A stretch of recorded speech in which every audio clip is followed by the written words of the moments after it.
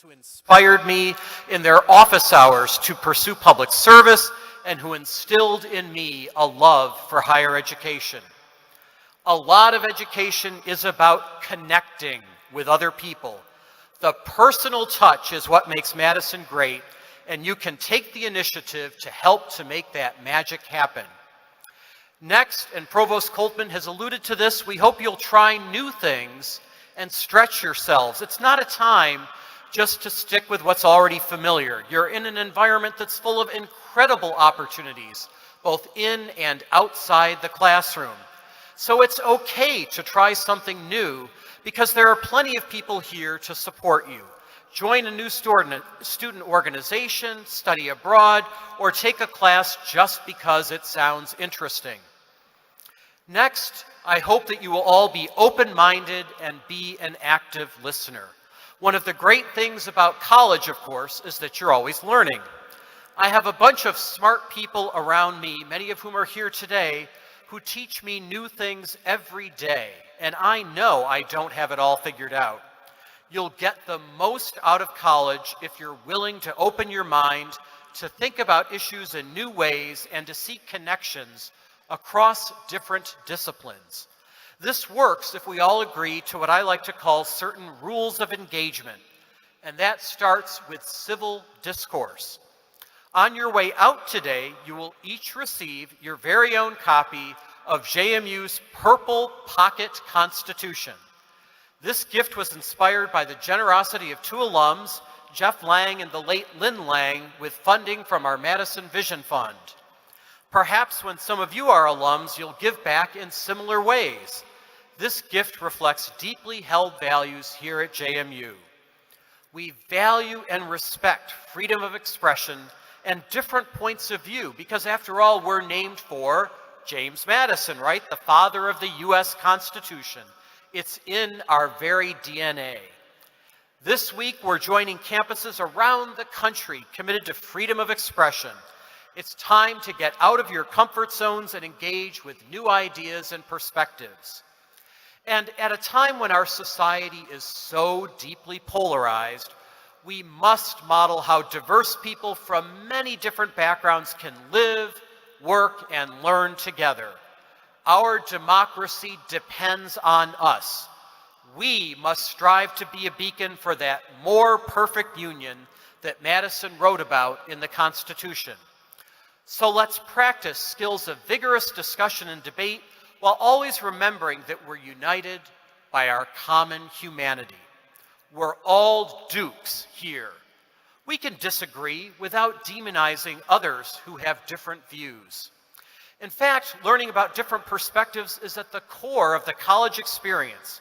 You don't expand your mind if everybody simply agrees about everything. I tell people that some of the best meetings I've ever attended were with the governing board of the National Association of College and University Attorneys. Many years ago, I was the chair of that board, and when we had to discuss hard issues, we went around the table to ensure that every voice could be heard. We had vigorous debates, and sometimes I even changed my mind after hearing new facts, evidence, and perspectives. It seems lately that our country and our world have forgotten how to practice civil discourse in community. We know there is a better way, and we can be that model. So take time to listen as well as talk. It's a vital life skill, and you might even change your mind sometimes. Next, I'd ask that you be fully engaged in the community.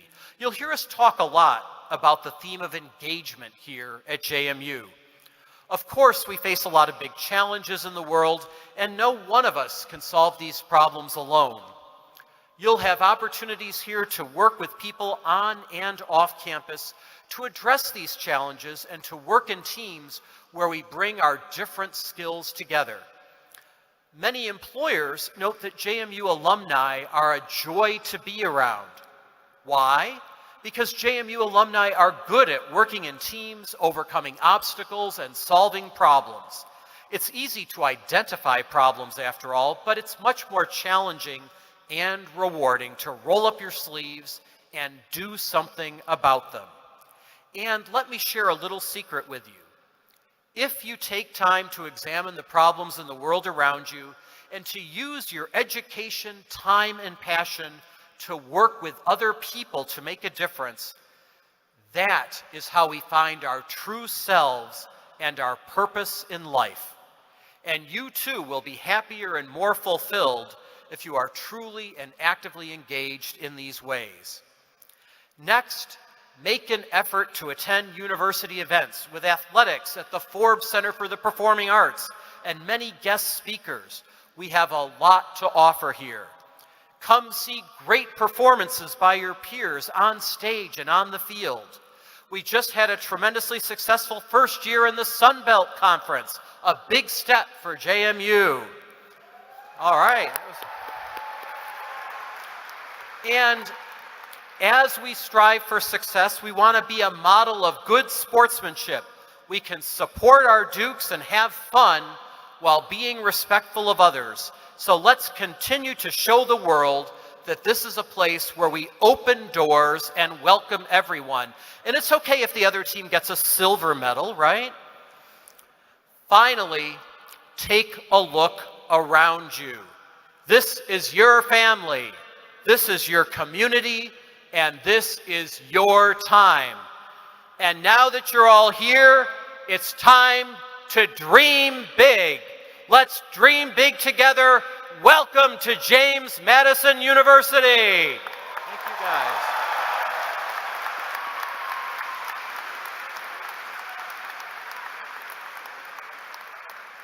And now we will hear from our faculty speaker, Dr. Allison Fagan, Associate Professor of English.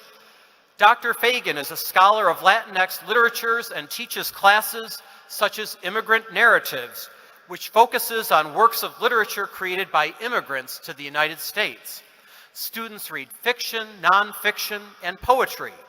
They also do research and conduct oral histories with Harrisonburg immigrants, producing a podcast called Harrisonburg 360, which elevates the stories of past and present immigrants living in our Shenandoah Valley community. Please welcome Professor Fagan to the podium.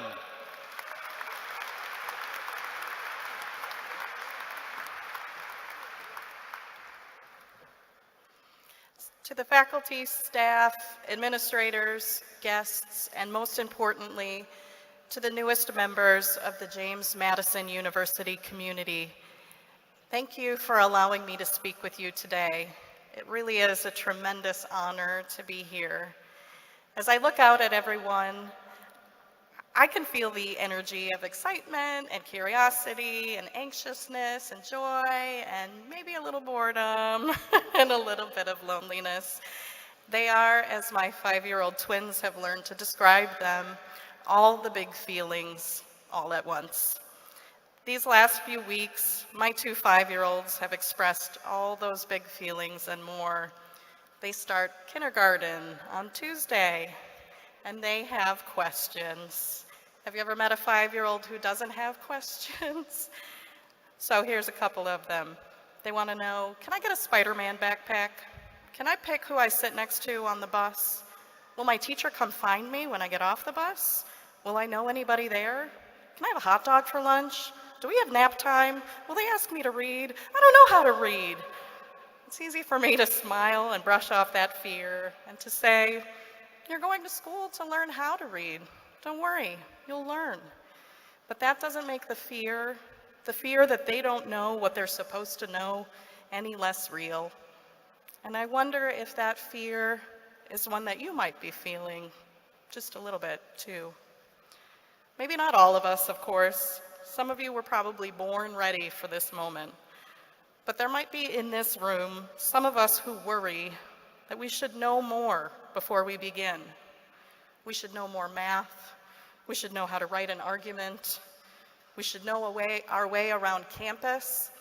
I've been here for 12 years and I still get lost. We should know at the very least who we are, what matters to us, what causes us pain, who we love, what kind of friend we are. But even these things are up in the air, right? In a moment of transition as big as this one, everything becomes just a little bit unsteady. When my kids' kindergarten fears creep in, we talk about what they don't know, but we also talk about what they do know. My kids can't read, but they do know their letters. And here's another thing you might not know unless you are or become a parent. You will spend an unbelievable amount of time spelling words. B-U-S, bus. S-C-H-O-O-L, school. But also H-O-M-E, home. Because as much as the excitement and fear is about going to school, it's also about what happens to home and how its meaning changes. I study and teach literature, and I've always been fascinated by how many authors are interested in or even obsessed with the idea of home. The author Tayari Jones has written, "There are two kinds of people in the world, those who leave home and those who don't." By virtue of you being here in this room, it might seem obvious that you are among those who leave home. Whether you live on campus or commute, whether you're from Los Angeles or Harrisonburg, you're leaving the comfort of a known place and arriving at an unknown one. You can count yourself as one who leaves. Of course, some of us have lived without homes, between homes, in homes that feel unwelcoming or even broken. In that case, N.K. Jemisin writes, "Home is what you take with you, not what you leave behind." I could be wrong, but I don't think she's talking about dorm room essentials there. In these early weeks of the semester, ask yourself, what are you bringing with you into this new phase of your life? Your likes and dislikes, your interests and hobbies, the love of your family and friends, your language, your culture, your memories, your mistakes, your whole self, flaws and all. All these things are such tremendous gifts. Bring them all and share them. Bring home with you. Just by being here, you will change and be changed by this place. Those of you who are the first in your family to make this journey might feel this more keenly than others, but many of you will return to your families and other loved ones on weekends or breaks with new vocabulary, new ideas, new love interests, and maybe a new appreciation for a home-cooked meal. You might even be told you've changed, and that might not always be a compliment. In that case, poet Warsan Shire writes, "Maybe home is somewhere I'm going and have never been before." Even for those of us lucky enough to have home be a place that's hard to leave, home can also be what we're working toward, something we are only beginning to imagine. Maya Angelou says that the ache for home lives in all of us. Whether home is the place you leave, what you take with you, or where you're going, there is a chance there will be days when this place does not feel like home. On your very worst days, you might even feel excluded, alone, unwelcome. I could tell you those feelings are irrational. This is the friendly city, after all. I could tell you to shake it off, think positive, but I won't. On those days especially, I encourage you not to ignore that ache or that longing for home, for the place where you belong.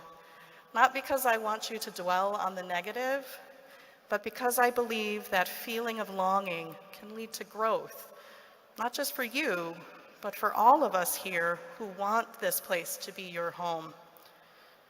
You can ask for more of this place for you and for those who come after you, and you don't have to do it alone. Here, where we are, is together. Together, we can make this home. So what does it mean to define your sense of home? Speeches like these often pose questions, but rarely give answers. So I do want to close with a few answers. These are the answers I have given to my brand new kindergartners, but I think they apply to you as well. Yes, you can get a Spider-Man backpack. Yes, you can pick who you sit next to on the bus. No, your teacher will not pick you up from the bus, but you can ask a grown-up for directions if you're lost. No, you might not know anybody today, but you will tomorrow. Yes, you can have a hot dog for lunch. No, you cannot take a nap in the classroom, but yes, you can nap when you get home. Yes, you will be asked to read, and yes, you will learn how. And yes, I can spell home for you. Ready? It's spelled J-M-U.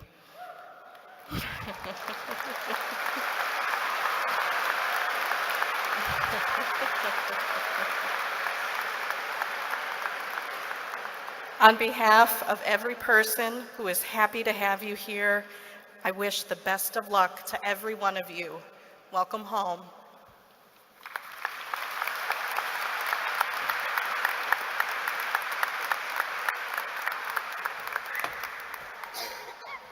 Good afternoon, everyone. My name is Dewan Woods Jr. I use he, him, his pronouns. I am a senior vocal music education major from Waldorf, Maryland, and I am an orientation peer advisor. As our first prize, I'm excited to start us off with giving away a JMU Spirit Pack sponsored by the Orientation and Transition Office. This prize pack values at $170. After selected, please remain in your seat and a student staff member will come to you. Our first winner is located in the floor seats in the first row, starting over here by the JMU letters in seat 2. Yeah, my friend, you are the winner! Now for our second Spirit Pack, it will be located in section 209 in row E in seat 3. You are our winner.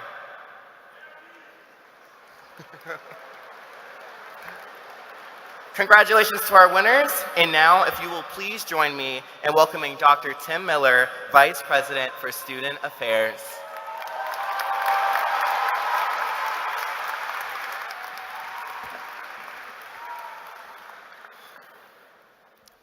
Hello, JMU. How we doing?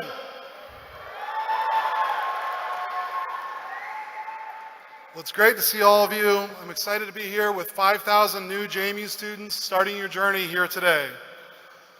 I'm so excited about what is ahead of you and so proud of each of you for what you've done to get here. Today I have some hopes and expectations that I want to share with you, so please hang with me as we talk together for a few moments. I look out at all of you and I think of how I was feeling when I came to JMU as a first-year student 31 years ago this fall. I remember being a little nervous and confused. I was intrigued by the English kid and the kid from Long Island that lived next door. I felt scared at the prospect of having to make all new friends for the first time in 12 years. I was nervous about being on crutches since I tore my ACL before arriving. I remember having hair. And I was excited about living away from home, but if I'm being honest, I also missed my family and my dog. In the end, I should have been a little confused because college was different than anything I had ever done before. However, the English kid named Stuart and the Long Island kid named Bill became my best friends, and 8 years later they stood up with me as my best men when I married my new best friend Jamie, who I met here at JMU. I made new friends on my hall, in my classes, at orientation, and I'm still close with many of those people today. I love living away from home, and when I asked, I found out that everyone else missed their family and their dog too. The point is, college is a different and very challenging experience. I know some of you are already worried because you haven't found your friends yet. Remember, it's been 2 days, and this takes time. The road isn't always going to be smooth, and you are going to have opportunities you have never imagined before. My hope for you is that you will seek out these opportunities, embrace the challenges before you, and become your best possible self while at JMU. One of my other hopes for you is that you will make the most of every day here at JMU. It's easy to get sucked into time-wasting activities, on TikTok, Snapchat, gaming, parties, and other unproductive ways to spend your time. I want to challenge you to find balance in these activities. Put some limits on the time you spend on your phone each day, and focus on engaging with people directly, in person, and one-on-one. Those are my hopes. Now I want to share some clear expectations, and I need to get serious with you all for a minute and talk about a few important issues. The first expectation is respect. We expect you to respect difference and embrace learning alongside your classmates. We expect you to respect each other at all times and go out of your way to provide support and love to each other. Respect is at the foundation of this community, and by joining it, you agree to show respect to each other, to this university, and the community around it. The second expectation is about alcohol and drugs. I realize that some of you will choose to drink while you are in college, but I also know that many of you won't. If you choose to drink, I need you to use the brains that got you here in the first place. I know that college can be a fun experience, and I want you to have fun, but I also want you and your friends to be safe. You will have choices to make regarding alcohol and drugs while at JMU, just like you did before you arrived on campus. I want to encourage you to think about what you value, and please value your life and your future over what's in that red Solo cup. The second topic is sexual violence. It is incredibly important that we keep every student safe and free from sexual violence in this community. I've seen this experience firsthand when I was a sexual assault advocate and I took survivors to the hospital and waited with them in preparation for a forensic exam and brought them home afterward. I want to be clear about this expectation. No one has the right to your body, and you are the only one who gets to decide what you do with it. And you have no right to someone else's body, period.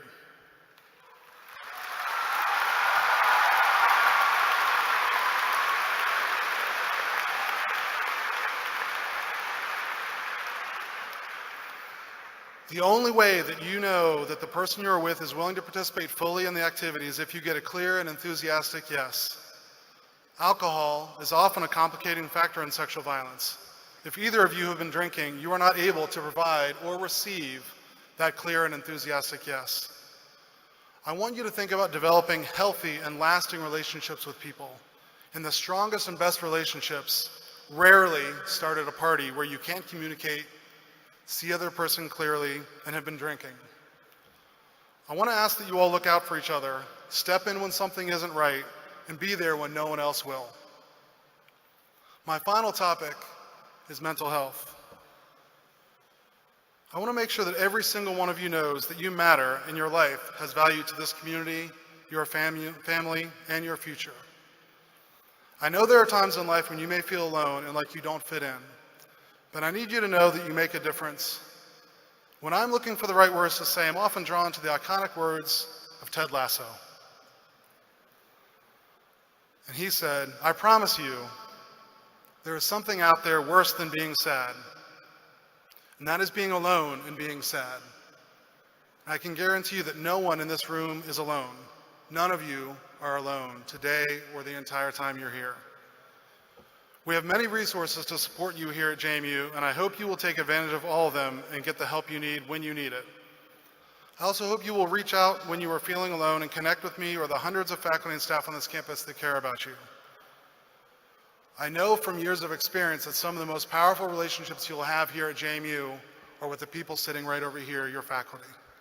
I hope that you will seek them out, you will spend time with them, you will get to know them, and they will change your lives if you let them. The greatest tragedy I've experienced in my life, in my career, is the loss of a young person for any reason. I've worked with college students for over 25 years, and in that time, I've had to give the worst possible news to many parents about their child who is now gone. I've sat in the hospitals with parents who hoped their child would wake up, and they never did. Whether by alcohol, drugs, or suicide, the loss of a young person is a tragedy that leaves a mark on a community and a family forever. Please reach out, get help, and know that we love you and we are here for you. Now, I want to leave you today with my favorite quote from Teddy Roosevelt, although it first came to me through the amazing work of Brene Brown. The quote goes like this: It is not the critic who counts, not the person who points out how the strong individual stumbles, or where the doer of deeds could have done them better. The credit belongs to the one who is actually in the arena, whose face is marred by dust and sweat and blood, who strives valiantly, who errs, who comes short again and again. Because there is no effort without error and shortcoming. But who does actually strive to do the deeds? Who knows the great enthusiasms, the great devotions, who spends themselves in a worthy cause, who at the best knows in the end the triumph of high achievement, and who at the worst, if they fail, at least fails while daring greatly. So at their place shall never be with those cold and timid souls who never know victory nor defeat. I hope you are here to dare greatly at JMU and be the change the world needs from you. I also hope you will not allow the smaller voices and critics that seek to hold you down keep you from achieving your dreams. No one limits you but you. Now go change the world. Go Dukes.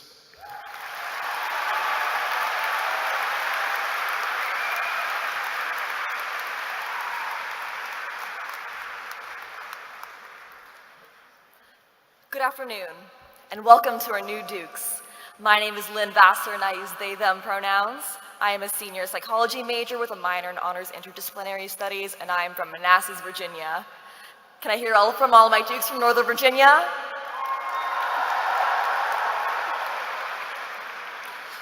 I am so excited and honored to share my story with you all today. 4 years ago, as a senior in high school, I had my whole life planned ahead of me. I would be a pre-medicine student and study hard enough to get straight A's. While I'm at college, I could join a dance club like I did in high school, and I'll meet all my best friends for life. I'll graduate in 3 years and head to medical school to become a psychiatrist with the same vigor and enthusiasm. As long as I keep to my plans, this would be my time to thrive. But my story ended up a little bit different. During my first week, I never found the people that would truly get me. Because it was during the pandemic, my roommate decided to stay home for the semester, and I just felt so alone. I tried out for one of the dance teams and got a rejection email the next week. I had to withdraw from chemistry because otherwise I would have failed a class for the first time in my life. I was so burnt out from the medical path, so I dropped the minor during my sophomore year. Not one thing went perfectly according to plan. Along your journey here at JMU, you may experience some sort of failure. Maybe you'll drift away from your friends from home. Maybe you won't have the same passion for your major down the line. Maybe you'll be overwhelmed by the amount of work for a semester. Or maybe you'll be like me and fail at what feels like literally everything. But despite how things started out, despite each rough patch, my time at JMU has been the best 3 years of my life so far. It took me a long time to gain this mentality, but there's 3 things I now remember in the face of failure. First, it's okay. We're all human, and failure is a natural part of the human experience. It's okay that it happened, and it's okay to feel those feelings. Cry, go work out, call your family, listen to some music, do whatever you need to feel better. But then it's time to pick yourself back up. Second, it's not just a failure, but also a new opportunity. This has been the key for everything I've done at JMU. I haven't made any close friends yet, but maybe I'm not looking in the right places. I haven't checked out Soji yet. Maybe I'll try to meet some other queer people. I didn't make the dance club, but I still need to exercise somehow. Maybe I'll try out that yoga class. That whole medical thing didn't work out, but I still want to help people. Maybe I'll apply to be a frog and see what happens.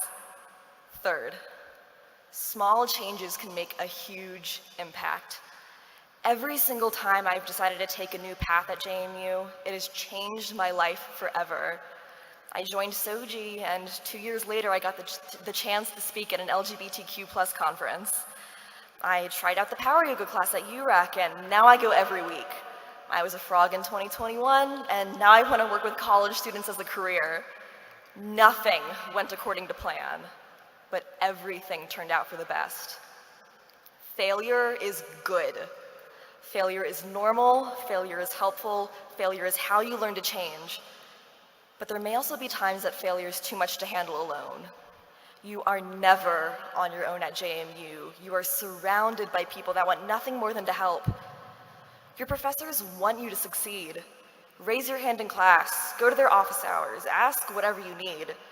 The only questions you will regret are the ones you don't ask, and your professors can't help if you don't reach out.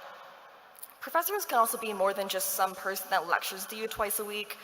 I put myself out there for one of my professors, and now she sees more of me than I think she'd like to. She's my advisor for my thesis. I've been a teaching fellow with her now for 2 semesters. I'm on the executive board for the organization she oversees, and I love just getting to talk with her and share things about our lives. Speaking of putting yourself out there, take advantage of all that Weeks of Welcome has to offer. Go to Student Org Night. There are hundreds of organizations that want nothing more than to support you. It's okay to say yes to everything, even if you aren't sure. I'm still on an email list for a club that I found at Student Org Night, and I've never gone to a single meeting, but I still could. Even if I joined as a senior, I know they would welcome me with open arms. There are so many resources in the Student Success Center. Never feel afraid to get help from any office. I'm awful when it comes to grammar, but the Writing Center has been amazing and very patient when reading all my essays. When I was overthinking my resume, the Career Center took so much anxiety away by helping me workshop. You can't be your best if you aren't feeling healthy, so don't be afraid to visit the Health Center or the Counseling Center. And you're always welcome to say hello in orientation and transition. Reaching out can only help you succeed. Even your peers can be a great support system. Yes, I mean your friends, but I also mean the strangers. Talk to the people in your class. They may be a future study buddy. Compliment the person sitting next to you on the bus, and maybe you'll strike up a conversation. Some of my favorite conversations have been with people I met in line at D Hall, and they cheer me up on my bad days without even knowing it.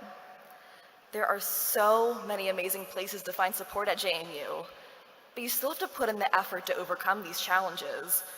Go to class, even that 8 a.m. you really want to sleep through. Believe it or not, early morning classes have always been my favorite. Learn to study in a way that works for you. Some people use their laptops, some use hard copies of textbooks. Everyone learns in a different way. Just one class of typing my notes proved I do not retain a thing if it's not handwritten. Don't give up just because it's hard. Push through. All anyone can ask is that you try your best. It's the classes I've gotten the worst grades in that I feel I learned the most. For all my fellow introverts in the crowd, I know it can be hard to meet new people, but just joining a club isn't enough. Go to the meetings and get to know the other members, maybe invite them to lunch. Residence halls are an amazing built-in community too. Your RAs will put on different programs throughout the year. Those are a great way to meet your hallmates. Maybe hang out in the common room, greet everyone that comes in. For those of you living off campus, experience what you can while you're still on campus. Enjoy the quad between classes or sign up for one of the group exercise programs at UREC. If you can make the effort to form connections, you will make more connections than you can count. Finally, of any time in your life, this is the time to try new things and make mistakes. It's okay if you're bad at it. This will be my 3rd year of playing intramural kickball, and we have not won a single game. I took a class on developmental psychology that I thought I would hate, and it still wasn't my cup of tea by the end, but I can tell you way more about Piaget and Vygotsky than I could before. One of my favorite memories in Harrisonburg is getting last place at trivia downtown and winning a booby prize of a tote bag with a single carabiner inside. There's something for everyone at JMU in Harrisonburg, and you don't want to miss out on intramural battleship just because you were too scared to try. I have learned to embrace each and every failure I've had at JMU, big or small. I failed at being the person I planned to be, but JMU has allowed me to succeed in loving the person I've become. I've done things like I thought I would never be able to do, like be the secretary of an organization, advocate for inclusivity all across campus, have the courage to speak in front of thousands of you today. But most importantly, I've been able to discover who I really am. The challenges you face at JMU may be tough, they may change you, and that is a beautiful thing. Remember, a challenge is just a new opportunity. It may be a job opportunity or an academic opportunity, but it may also be an opportunity to learn about yourself. JMU is a place where you can become who you're meant to be, and your time at JMU will be full of chances to grow into your new self. Myself, your peers, the faculty, the staff, we are all so excited to see who you will become. Always remember, when you're met with failure, take a deep breath, let the challenge just be a new opportunity, and make those small changes to grow towards greatness. Thank you.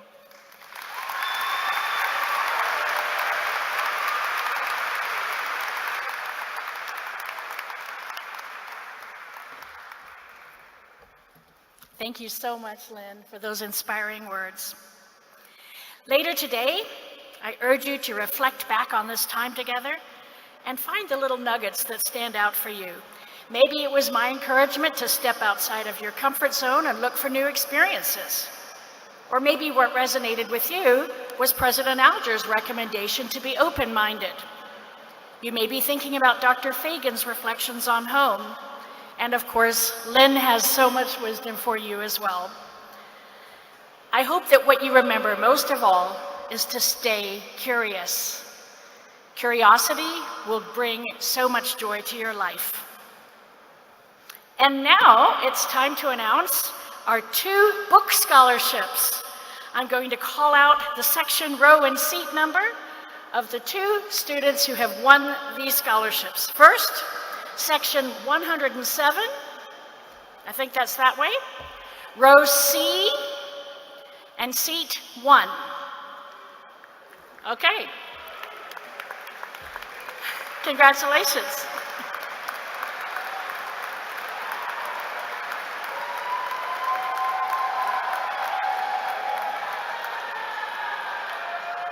And second, section 101, row D, seat 11.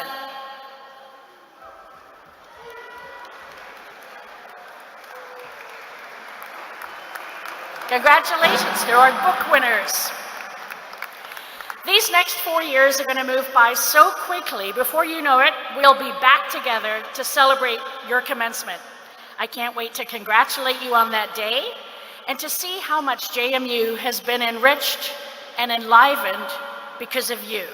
Make the most of all this time between now and then. And now, my favorite thing about JMU, bar none, the Marching Royal Dukes.